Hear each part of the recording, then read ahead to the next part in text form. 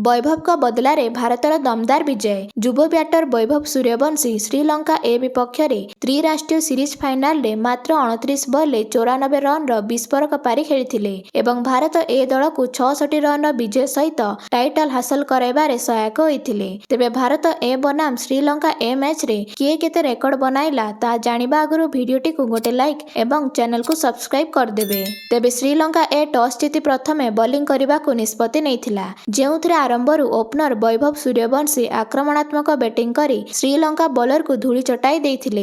एणिकी final पूर्व match रे वैभव दुर्बल प्रदर्शन करथिले एवं श्रीलंका खेलाड़ी सहित पड़ियारे झगड़ारे जड़ित होइथिले, जेउथिपाई वैभव भड़की जाइथिले एवं तार बदला नैथिले फाइनाल रे, जा श्रीलंका उपरे भारी पड़थिला। वैभव प्रथम बॉल चौका मारी इनिंग्स को आरंभ करथिले। से मात्र 11 बॉल 5टी लेखा चौका छक्का सह निजर अर्धशतक हासिल करथिले, जहाँकि लिस्ट ए क्रिकेट इतिहास रे सबुठु द्रुततम अर्धशतक साब्यस्त होइथिला। तांकर एपरी आक्रमणकारी बैटिंग देखि श्रीलंका बॉलर छानिया होई जाइथिले।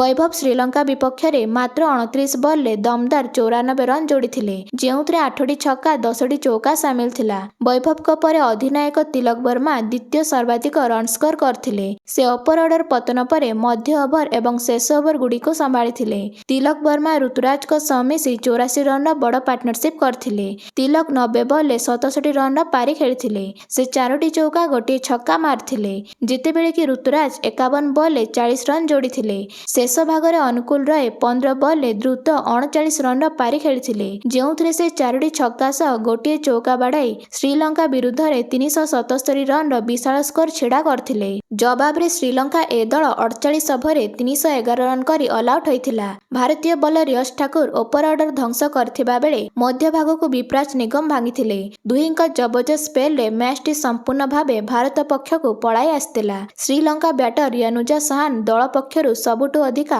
62 रन करथिले, जेतेबेले कि सादिरा 52 रन एवं ता पछकु ब्यासकंठ 39 रन जोड़िथिले। भारतीय बॉलिंग कमाल रे श्रीलंका शेष रे 48 ओभर रे हार मानिथिला। तेबे ट्राई सीरीज फाइनाल रे श्रीलंका ए विपक्ष रे मात्र 29 बॉल विस्फोरक 94 रन करी Vaibhav Suryavanshi player of the match पुरस्कार पाइथिले।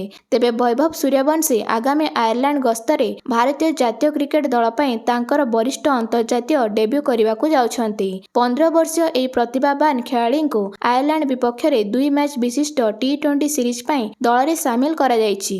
तेबे आपण माननको कोन लागुछि, वैभव तांको प्रथम डेब्यू मैच रे शतक हासिल करिवे कि ता कमेंट माध्यम रे जणांतु।